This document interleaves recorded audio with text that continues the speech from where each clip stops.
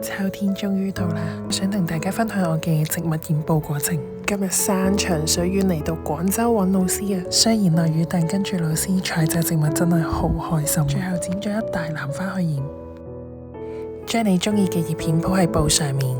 我每次染布都好中意呢個過程，因為你可以自由創作。利用唔同嘅植物形態，再鋪排整塊布上面，將白色嘅布變成一幅大自然嘅印記。之後我哋再將一塊有色嘅蓋布蓋喺白色羊毛巾上面。